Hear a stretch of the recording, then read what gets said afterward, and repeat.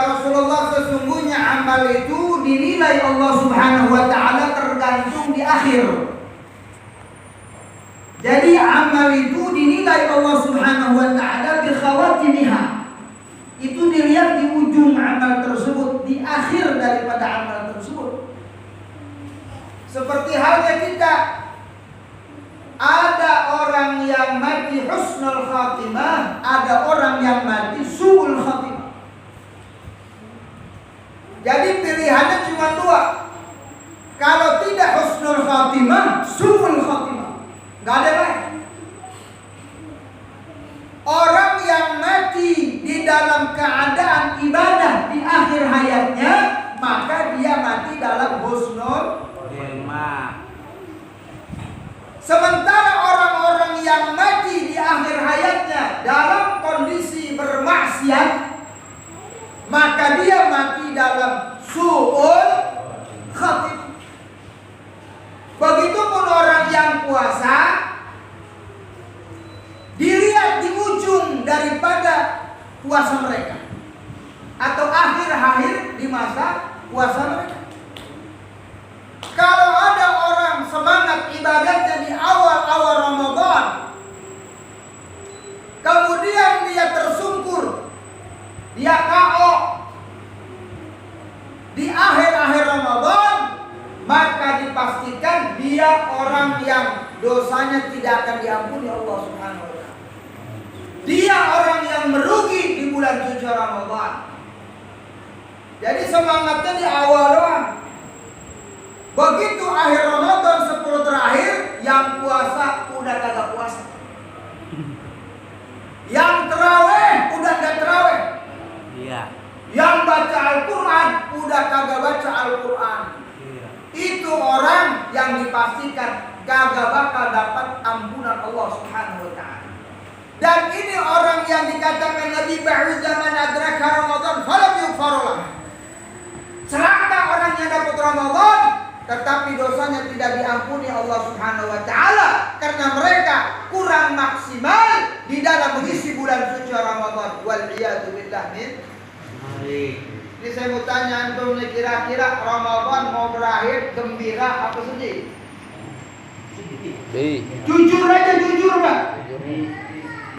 Kira-kira nih bapak-bapak nih, Ramadan mau berakhir ini, kira-kira gembira apa kudu sedih? Senang apa sedih? Sedih.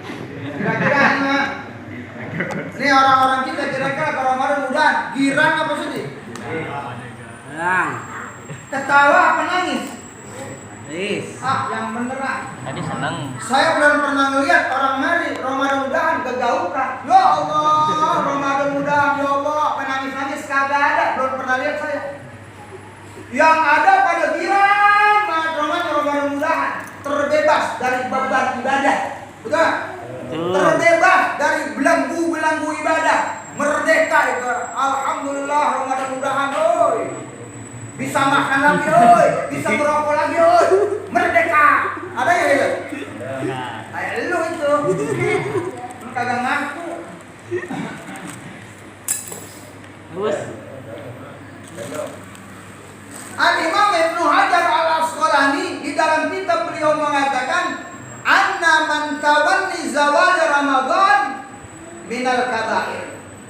Sesungguhnya orang-orang yang mereka mengharapkan Ramadan cepat berakhir atau gembira Ramadan udahan karena mereka bukhul, nggak senang dengan ibadah Ramadan, maka itu termasuk dosa besar. Ini jangan main-main. Kata Imam Ibnu Hajar, orang yang girang Ramadan udahan, orang yang kepengen buru-buru Ramadan udahan, zawal Ramadan, tabani zawal Ramadan, minal kabair, itu dosa besar. Ada nggak orang yang kepengen Ramadan buru-buru udahan? Ada nggak? Ada nggak? ada. Banyak. Lah bukan ada banyak, rata-rata kita begitu ya. Ya, asik Ramadan mudahan asik asik. Masa petas beledak. Girang banget orang. Kabar. Kata Imam Ibnu Hajar, itu orang yang berbuat dosa besar. Kenapa? Wala'allahu idza kanat bughd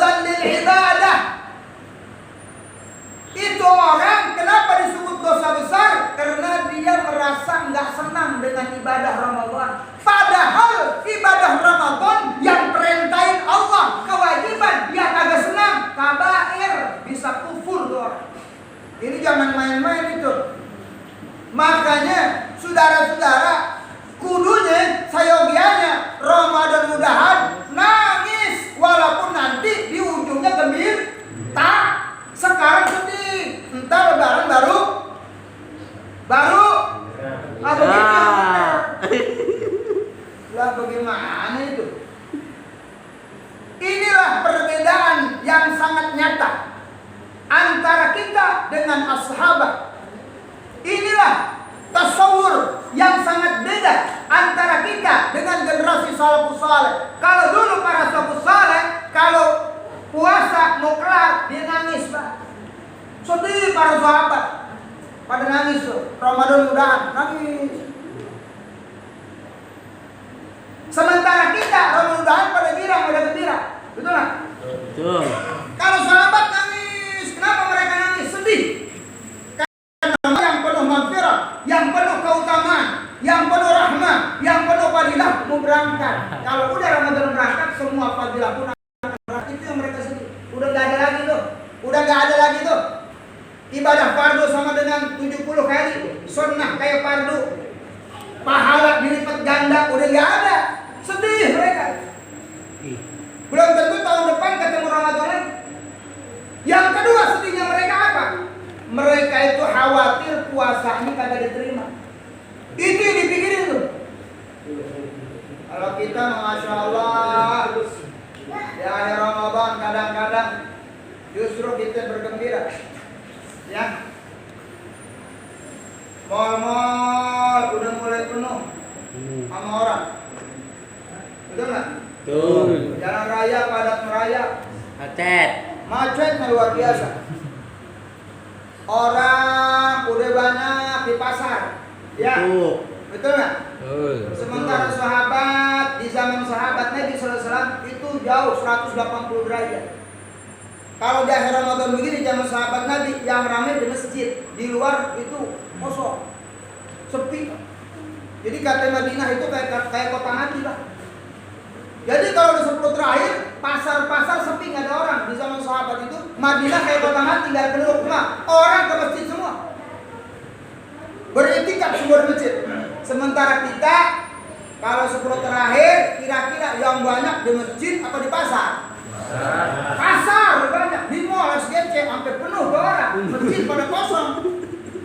Apalagi 10 terakhir, Masya Allah. Itu yang namanya terawih udah mengalami kemajuan pesat. Barisan makin maju, Pak. Ini tinggal berapa barisan?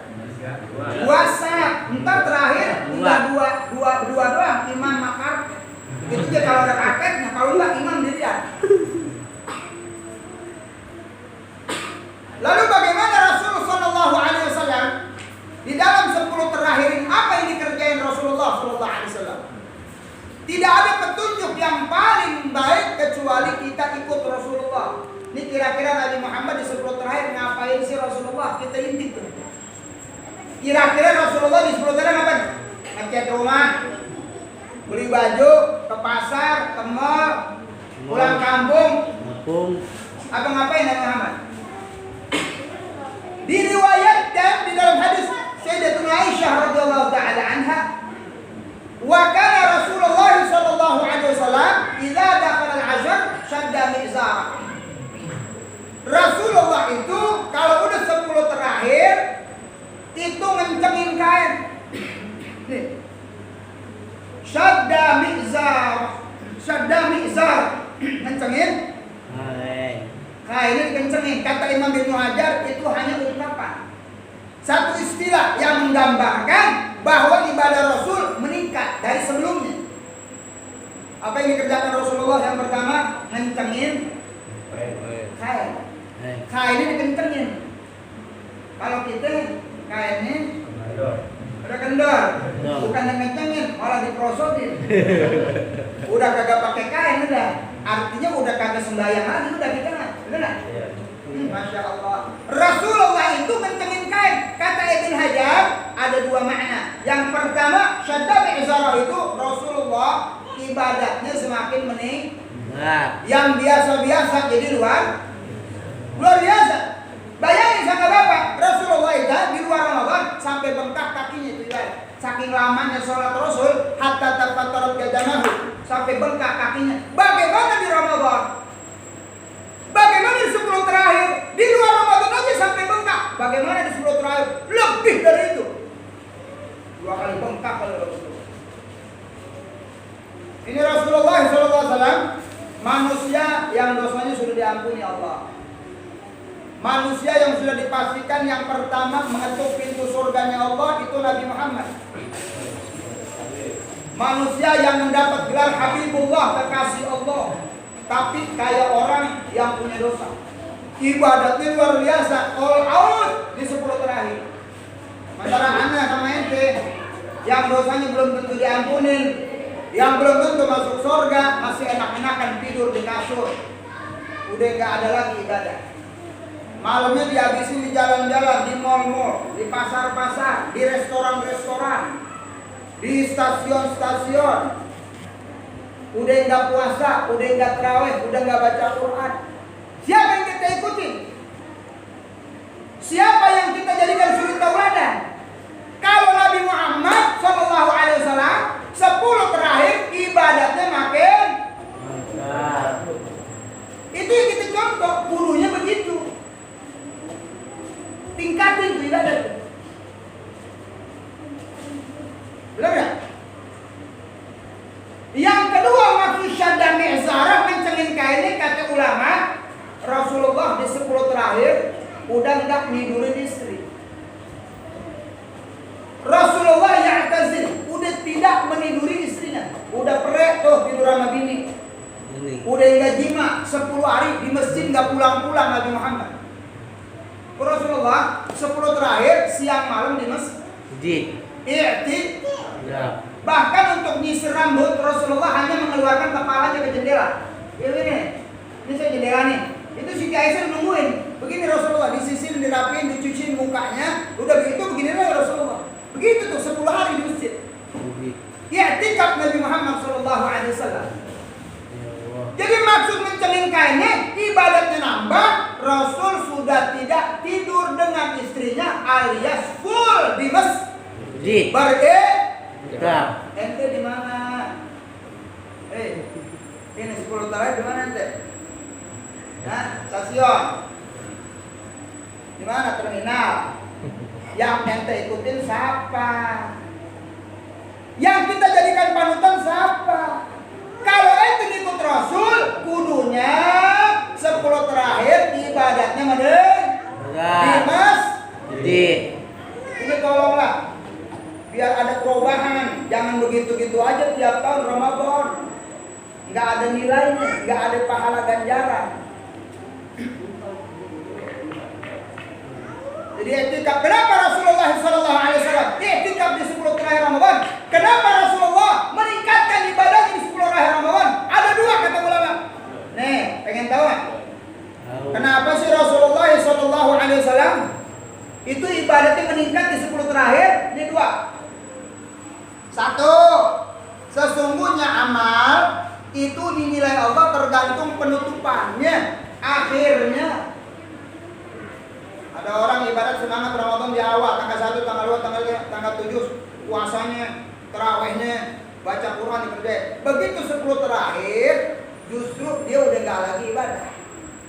Itu orang gagal di dalam mendapatkan fadilah Ramadan. Gak dapat apa-apa itu orang udah. Sial itu orang itu, ba'udah, sial, celaka. Mudah-mudahan ente gak termasuk yang gitu tuh. Amin. Benar. Yang kedua, kenapa Rasul SAW meningkatkan ibadah 10 terakhir? Karena pada 10 terakhir itu ada malam namanya Lailatul Malam Qadar. Malam yang mulia. Kenapa disebut malam yang mulia? Kata ulama, yang pertama karena malam itu malam penentuan nasib takdir hamba setahun. Maka disebut Lailatul Qadar, malam qadar takdir. Jadi pada malam itu takdir hamba-hamba Allah setahun itu ditentuin. baik buruknya itu tentukan malam itu.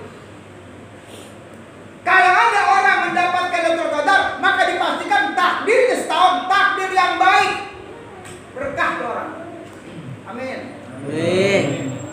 Yang kedua, kenapa Lailatul Qadar malam mulia? Karena orang yang mendapat Lailatul Qadar khairun min alfi, maka dinilai ibadatnya lebih hebat dari 1000 bulan. Tuh kan? Maghrib kan? Alhamdulillah.